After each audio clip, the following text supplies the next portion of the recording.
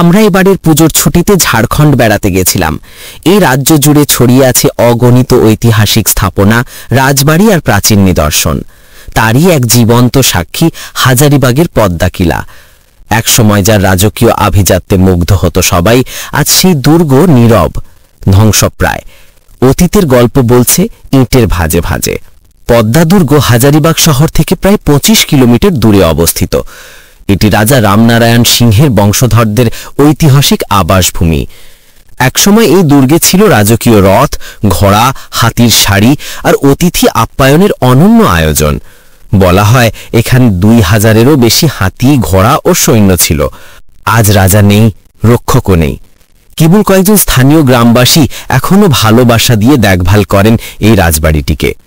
মাঝে মাঝে উত্তরাধিকার সূত্রে রাজপুত্র সৌরভ নারায়ণ সিং এসে পুরনো দিনের স্মৃতি খোঁজেন, মানুষের সঙ্গে কথা বলেন, কিন্তু তিনিও স্বীকার করেন মন খারাপ হয়, কিন্তু এখন আর কিছু করার উপায় নেই।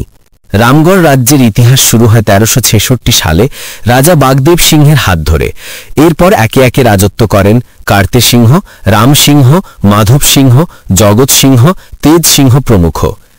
এই রাজবংশের শেষ রাজা ছিলেন রাজবাহাদুর কামাখ্যা নারায়ণ সিং, যিনি ভারতের স্বাধীনতার সময় রাজত্ব করতেন।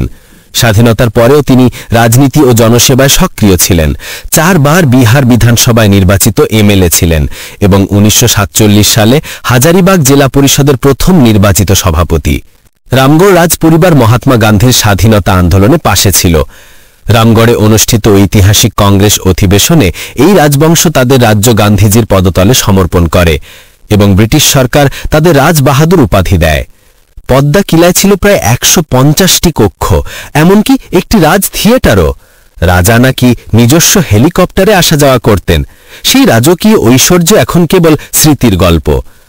আজ পদ্মা কিলা দাঁড়িয়ে আছে অতীতের সাক্ষী হয়ে, গৌরব, পতন আর স্মৃতির প্রতীক হিসেবে।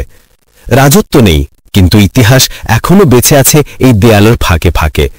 বন্ধুরা, যদি ঝাড়খণ্ড ভ্রমণে যান তাহলে এই পদ্মা কিলা একবার ঘুরে আসতে পারেন, বিশেষত যদি আপনি পুরনো ইতিহাস পছন্দ করেন। দেখা হবে পরের ভিডিওতে। ভিডিওটি ভালো লেগে থাকলে লাইক, শেয়ার আর সাবস্ক্রাইব করতে ভুলবেন না।